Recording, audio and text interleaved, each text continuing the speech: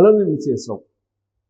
Sleeper cells అనేది ఒక పదం ఈ మధ్యకాలంలో తరచూ వినిపిస్తూ ఉంది. ఏంటి ఆ స్లీపర్ సెల్స్? అవి చేసే పని ఏంటి అని అంటే కనుక, ఏవైనా ఒక కార్యక్రమం జరుగుతున్నా లేదంటే ఒక ఈవెంట్ జరుగుతున్నా ఆ స్లీపర్ సెల్స్ వాటి మీద కాన్సన్ట్రేషన్ చేస్తాయి. అక్కడ జరగరానటువంటి చెయ్యరానటువంటి పనులు చేయటమే ఈ స్లీపర్ సెల్స్ యొక్క లక్ష్యం. ఈ స్లీపర్ సెల్స్ అనేటువంటి ఒక పదం ఎప్పటి నుంచి వచ్చింది అని అంటే, చాలా కాలం నుంచి ఇది వినిపిస్తూ ఉంది. పోలీసులు అలాగే నక్సలిజం తీవ్రంగా ఉన్నప్పుడు జరుగుతున్నటువంటి ఎన్కౌంటర్లు, గూమింగ్, ఇలాంటి సిచ్యువేషన్స్లో ఈ స్లీపర్ సెల్స్ అనేటువంటి పదాన్ని ఉపయోగిస్తూ ఉంటారు.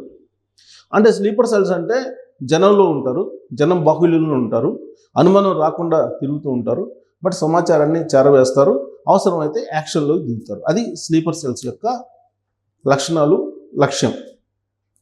మరి ఇప్పుడు స్లీపర్ సెల్స్ జనసేన ఆవిర్భావ దినోత్సవం జరుపుకుంటున్నటువంటి క్రమంలో లుక్ వేశారు స్లీపర్ సెల్స్ అనేవి. ఆ స్లీపర్ సెల్స్ రాబోయేటువంటి రోజుల్లో అక్కడ ఏం చేయబోతున్నాయి? జస్ట్ మార్చి 14వ తారీఖున ఆవిర్భావ దినోత్సవం జరగబోతుంది జనసేన పార్టీది. అధికారంలోకి వచ్చిన తర్వాత తొలిసారిగా జరుపుకుంటున్నటువంటి ఆవిర్భావ దినోత్సవం. గతంలో వాళ్ళు అధికారంలో లేరు. గత 15 సంవత్సరాలుగా వాళ్ళు అధికారంలో లేకుండానే పార్టీని నడుపుకుంటూ వచ్చారు. ఈసారి కూటమిలో భాగస్వాములు, కీలకమైనటువంటి భాగస్వాములు. సో దాంతో ఈసారి పెద్ద ఎత్తున జరపాలి అనేటువంటి ఒక ప్రయత్నం జనసేన పార్టీ చేస్తూ ఉంది. దానికి సంబంధించి ఏర్పాట్లను పిఠాపురం సమీపంలో చేస్తూ ఉన్నారు. దాదాపు 100 ఎకరాల్లో ఆ కార్యక్రమాన్ని పెద్ద ఎత్తున నిర్వహించడానికి ప్రయత్నం చేస్తూ ఉన్నారు. వివిధ ప్రాంతాల నుంచి ప్రత్యేకమైన బస్సులు ఏర్పాటు చేశారు, ప్రత్యేకమైన ట్రైన్స్ను కూడా ఏర్పాటు చేశారు.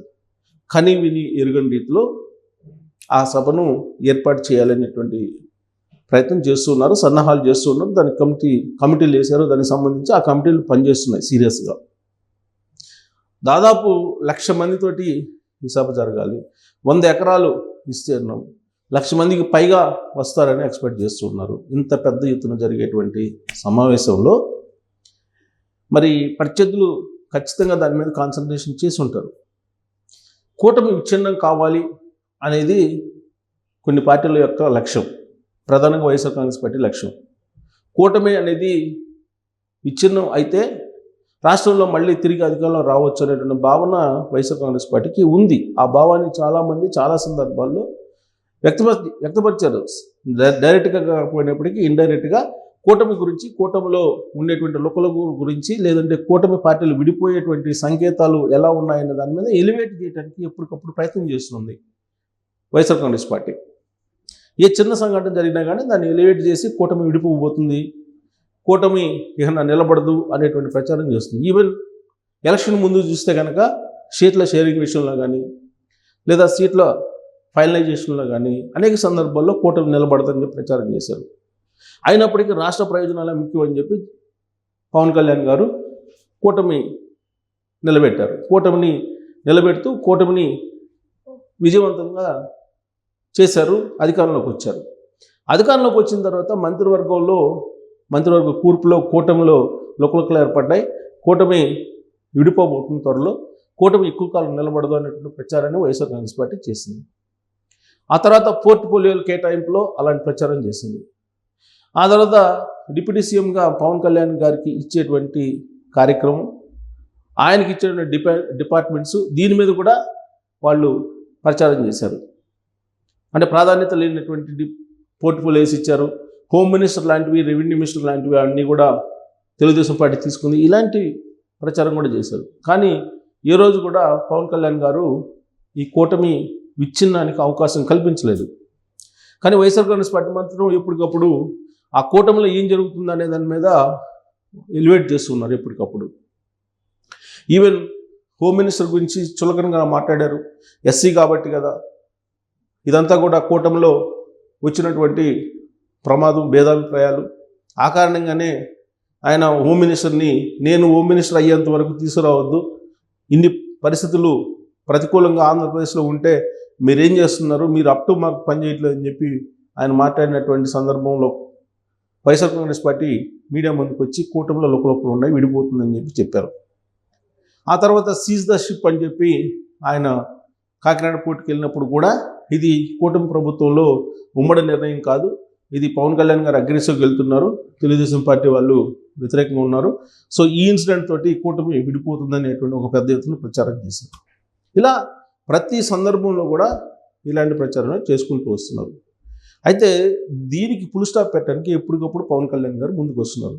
తాజాగా కూడా ఆయన చాలా క్లియర్గా చెప్పారు, కూటమి మరొక 15 సంవత్సరాల పాటు ఉంటుంది, అధికారంలో ఉంటుంది, రాష్ట్ర ప్రయోజనాల కోసం ఉంటుంది, రాజకీయ పార్టీల ప్రయోజనాల కోసం కాదు, రాష్ట్ర ప్రయోజనాల కోసం కూటమి నిలబడుతుంది, ఎవ్వరూ ఈ కూటమిని విడదీయలేరు అనేటువంటి ప్రచారం జరుగుతున్నటువంటి క్రమంలో ఆయన క్లారిటీ ఇచ్చారు.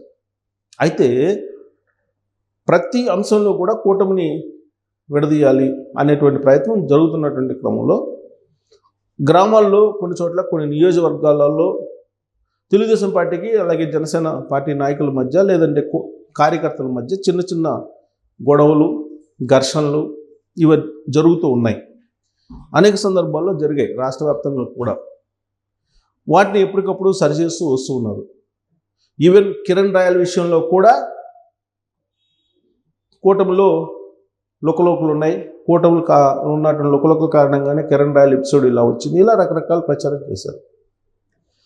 ఇప్పుడు రాబోయేటువంటి వార్షికోత్సవం సందర్భంగా ఆ వార్షికోత్సవ సందర్భంగా కేవలం జనసేన పార్టీ పెట్టుకుంటుంది.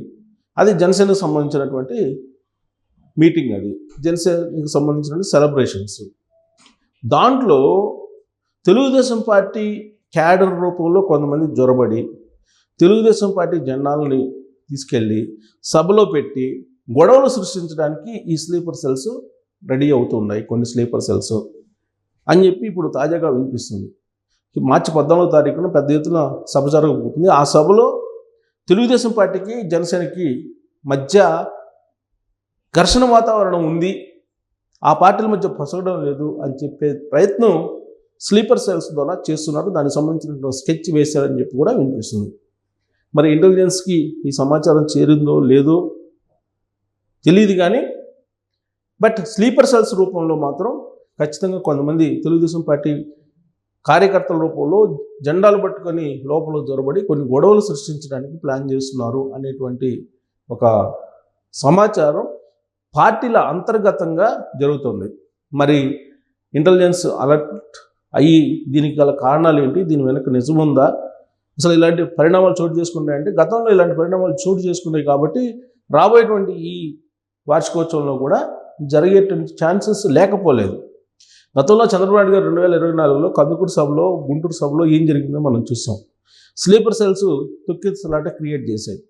అలాగే కూటమి ఏర్పడిన తర్వాత చిలకలూరుపేట సభలో నరేంద్ర మోడీ గారి సభ జరిగినప్పుడు అక్కడ ఏం జరిగిందో కూడా మనం చూసాం. మరి అక్కడ స్లీపర్ సెల్స్ ఏం చేసాయో కూడా చూసాం. సో ఈ అనుభవ దృష్ట్యా ఇప్పుడు అధికారంలోకి వచ్చిన తర్వాత మొట్టమొదటిసారి జనసేన జరుపుకుంటున్నటువంటి వార్షికోత్సవ సభలో స్లీపర్ సెల్స్ జోడబడితే పరిస్థితి ఏంటి, అది పొలిటికల్ ఘర్షణకు దారితీసే అవకాశం ఉందా, లేదంటే ముందస్తుగానే పోలీసులు కట్టడి చేసినటువంటి సామర్థ్యం ఉందా ఇప్పుడున్నటువంటి పోలీసులకి, ఏం చేయాలి దీని మీద, ఈ స్లీపర్ సెల్స్ను ముందుగానే పసిగట్టగలరా అనే దాని మీద కామెంట్ రూపంలో మీ అభిప్రాయం తెలియజేయచ్చు. Thank you.